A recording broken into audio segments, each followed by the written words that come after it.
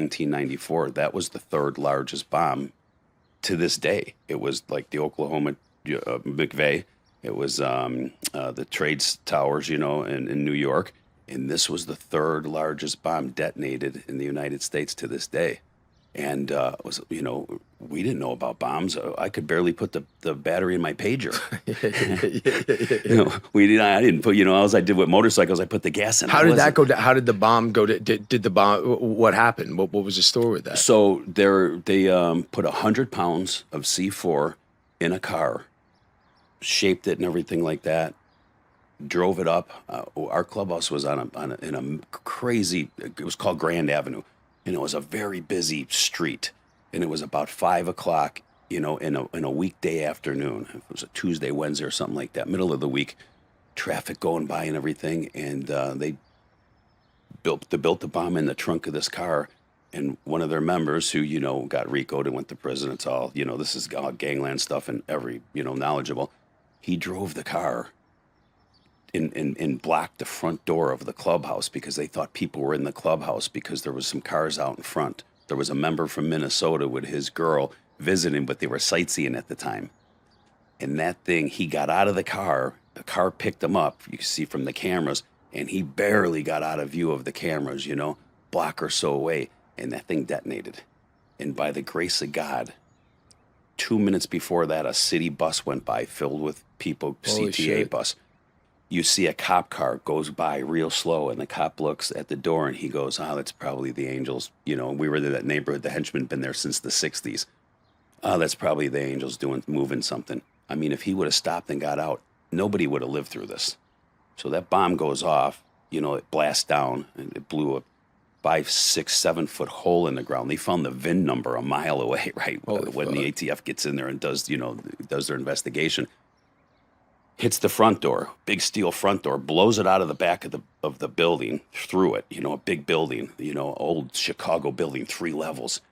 The blast goes across the street. There's a house that's siding, like aluminum siding house. By the grace of God, nobody's in the house. It just rips the house apart. Nobody gets hurt, knocks all the lights out on off for blocks around. I mean, just turmoil, right? So I was sitting at home, and I get a phone call from one of my friends, and he goes, "Hey, bro, I think your clubhouse is on the news." And I go, "What?" He goes, "Turn on the news." I go, "What channel?" He goes, "Any of them."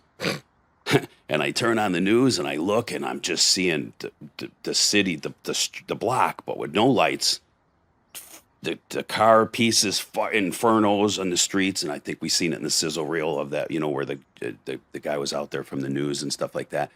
And I said, "Yeah, that's our clubhouse," So we all got on the phone with each other, and we met a few blocks away. There was a gas station, and we came down to the gas station and stuff. And it was just, it was so crowded. It was like if you were there signing autographs, the place was just jammed with people because they had everything shut off. Nobody could get near it, right? So we were all in the gas station. We're like, "Man, what happened here?" Right? And the neighbors are like, "Man, an explosion went off on Grand Avenue," right?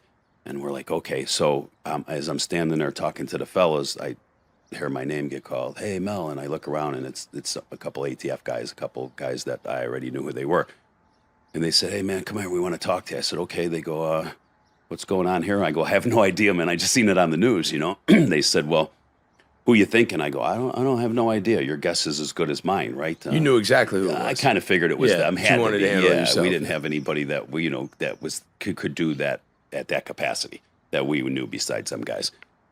So he goes, "It's a mess down there, man." He goes, it's a disaster." I said, "Anybody hurt?" He goes, "No, nobody hurt. Nobody was in the building."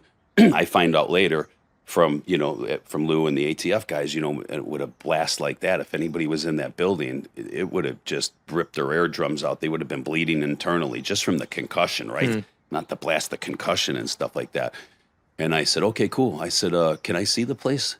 And he says, "Yeah, if you talk to me." I said, "Yeah, let's go. Let's walk and talk, We think it was the Outlaws." I go, "Well, guys, I don't know. I was at home. I wasn't here when somebody, did this, right?" And I seen the building. I seen the street. And I was like, looked like Beirut when I used to watch the old movies. Because at this point, you're only interested at one kind of justice at this. Like, exactly what you're like. Yes. Yeah. Yeah. What's that feeling? Yeah, that feeling was like, so when I got back after seeing the building, And the Fed said, okay, we're seizing this now. This is ours. We're having people flying from Washington. This is a big deal.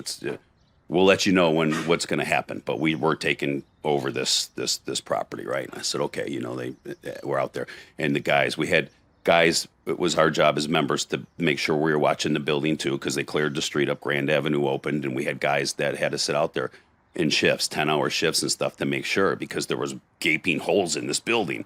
But every day, people were flying in from Washington.